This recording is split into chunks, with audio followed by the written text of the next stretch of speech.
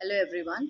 हमारा जो आज का बहुत इंपॉर्टेंट टॉपिक है लीगल हिस्ट्री में, उसका नाम है reforms done by Lord William Bentinck. ये क्वेश्चन मोस्टली पेपर में आता है। रिफॉर्म्स मतलब चेंजेस क्या क्या किए हैं लॉर्ड विलियम बेंटिक ने। Lord William Bentinck Lord Cornwallis के बाद सेकंड बहुत ही इंपॉर्टेंट गवर्नर जनरल माने जाते थे ब्रिटिश पीरियड में। और उनके किए गए जो रिफॉर्म्स थे, उन्होंने जो चेंजेस किए थे हमारे देश में, वो बहुत ही इम्पॉर्टेंट चेंजेस थे।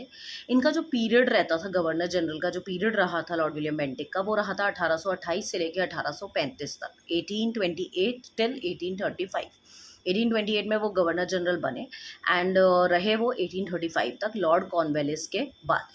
लॉर्ड कॉर्नवालिस नंबर 1 समझे जाते थे, उन्होंने बहुत अच्छे रिफॉर्म्स किए थे। उसके बाद सेकंड नंबर इनको दिया जाता है कि बहुत ही अच्छे गवर्नर जनरल साबित हुए। इन्होंने जुडिशियल एडमिनिस्ट्रेशन में बहुत सारे चेंजेस किए थे जो काफ़ी कमेंडेबल थे, जिनको बहुत ही अच्छा समझा जाता है। सेकंड मेजर जो इनका वो पर्सनालिटी है, वो कॉर्नवालिस के बाद समझी जाती है। और इन्होंने जो रिफॉर्म्स किए थे वो 3 स्टेजेस में किए थे, 1821, 1831 एंड 1832। ये जो रिफॉर्म्स हैं, ये एक के बाद एक क्यों आए? क्योंकि 1829 में इन्होंने पहले रिफॉर्म किए जो काफ़ी सक्सेसफुल नहीं हो पाए। उसके बाद इन्होंने 1831 में फिर से रिफॉर्म्स किए, फिर उसमें जो कमियां थी उसको दूर करने के लिए 1832 के रिफॉर्म्स लेकर आए थे ये। अब हम ईयर बाय ईयर ये जो तीनों सालों में रिफॉर्म्स हुए हैं, इनको हम एक एक करके पढ़ते हैं।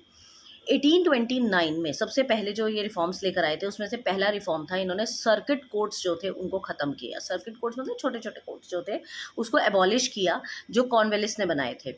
और उनको उनका जो काम था वो ट्रांसफ़र कर दिया प्रिंसिपल कोर्ट ऑफ अपील में। प्रिंसिपल कोर्ट ऑफ अपील बना दिए थे अलग से, उनको इनका काम दे दिया था। और इन सर्किट कोर्ट्स को इन्होंने रेस्ट हाउस बना के छोड़ दिया था।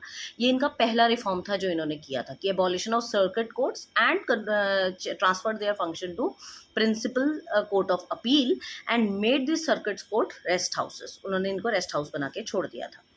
सेकेंड जो 1829 में इनका बहुत ही मेजर रिफॉर्म था, वो था judicial function to revenue commissioner. जो इन्होंने जुडिशियल फंक्शन होते थे वो सारे के सारे रेवेन्यू कमिश्नर्स को दे दिए थे। मतलब जो फैसले होते थे लेने वाले, वो सारे रेवेन्यू कमिश्नर्स को दिए। टोटल बंगाल को इन्होंने 20 प्रोविंसेस में बांट दिया था, 20 डिवीजन में बांट दिया था। और हर हर डिवीजन के अंदर एक एक रेवेन्यू कमिश्नर अपॉइंट कर दिया था। और यही रेवेन्यू कमिश्नर अब जुडिशियल फंक्शन सारा करते थे। तीसरा चेंज इन्होंने क्या किया, मजिस्ट्रेट की पावर बढ़ा दी। मजिस्ट्रेट की पावर बढ़ा दी और अब वो जो मजिस्ट्रेट है 2 साल तक की जेल तक का फैसला कर सकते थे। नाउ ये जो 1829 में जो इन्होंने चेंजेस किए थे, जो रिफॉर्म्स किए थे, ये इतने ज़्यादा सक्सेसफुल नहीं रहे। 1829 के जो तीनों रिफॉर्म्स इन्होंने किए, ये बहुत ज़्यादा सक्सेसफुल नहीं हुए, इसीलिए इन्होंने 1831 में अगेन रिफॉर्म्स किए। अब बात करते हैं रिफॉर्म्स डन इन 1831। 1831 में जो पहला रिफॉर्म इन्होंने किया, वो किया transfer of circuit court to दीवानी अदालत। इन्होंने ये जो सर्किट कोर्ट्स थे, जिनको इन्होंने वो बनाया था, कोर्ट ऑफ अपील बनाया था, उसको चेंज करके अब इन्होंने उसको दीवानी अदालत बना दिया। और दीवानी अदालत आज के टाइम के सेशन कोर्ट्स कहलाते हैं। उस टाइम का जो दीवानी अदालत है वो आज के टाइम के सेशन कोर्ट कहलाते हैं। और उनके पास अब मेजर सारे जो जुडिशियल फंक्शंस हैं वहीं होने लग गए। उसके बाद इन्होंने जो सेकंड इसमें रिफॉर्म किया था, वो किया था एग्जीक्यूशनर फंक्शन टू कलेक्टर। जो एग्जीक्यूशनर्स होते थे उनके सारे फंक्शंस कलेक्टर को दे दिए। जो मजिस्ट्रेट के काम बाद में जो है बढ़ने की वजह से, जो जैसे मजिस्ट्रेट का काम बढ़ गया काफ़ी ज़्यादा, तो उसके बढ़ने की वजह से इन्होंने कलेक्टर्स अपॉइंट किए और कलेक्टर को ही मजिस्ट्रेट बना दिया। जो सारे फंक्शन थे मजिस्ट्रेट के, वो कलेक्टर ही करने लगा। उसके बाद जो थर्ड रिफॉर्म किया इन्होंने, वो किया collector handled rent cases also. अब इन्हीं को, जो आपके जो कलेक्टर्स थे, इन्होंने ही रेंट वाले केसेस भी, जो जो रेंट कलेक्शन के केसेस होते हैं, वो सब भी हैंडल करने शुरू कर दिए। उसके बाद जो नेक्स्ट इसमें रिफॉर्म किया इन्होंने, वो किया 2 सदर अदालत बनाई इन्होंने। जैसे हमारे यहाँ होती है ना सिविल केस की अलग और क्रिमिनल केस की अलग, वैसे उस टाइम पे 2 सदर अदालत होती थी, जिसमें से जो सिविल केसेस वाली थी वो सदर दीवानी अदालत, और जो दूसरी होती है सदर निज़ामी अदालत। ये 2 तरह की अदालत बनाई इन्होंने। ये एक सिविल केस हैंडल करती थी और एक क्रिमिनल केस हैंडल करती थी।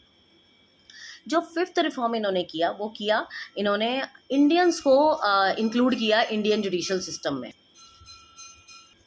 इन्होंने इंडियंस को जुडिशियल एडमिनिस्ट्रेशन सिस्टम में इंक्लूड करना शुरू किया ताकि इनको उनकी भी जो नॉलेज है उससे इनको हेल्प मिले। एंड लास्ट रिफॉर्म जो इन्होंने 1831 में किया वो था abolition of court of appeal and registrar दीवानी अदालत ही सुनती थी। जो इन्होंने कोर्ट ऑफ अपील को ख़त्म किया और जितने भी केसेस थे रजिस्ट्रार वगैरह सब हटा दिए और दीवानी अदालत ही सारे केसेस को सुनने लग गई थी। अब रिफॉर्म्स ऑफ 1832 ये भी जब सक्सेसफुल नहीं हुआ तो इन्होंने 32 में दोबारा से रिफॉर्म्स किए कुछ, जिसमें इन्होंने क्या किया, जूरी सिस्टम को शुरू किया। अब वो जो जूरी सिस्टम था इसमें क्या होता था, प्रॉपर केसेस के एग्जामिनेशन होते थे विद इंडियंस की मदद से केसेस को एग्जामिन किया जाता था। बहुत सारे चेंजेस थे उसमें जूरी सिस्टम में।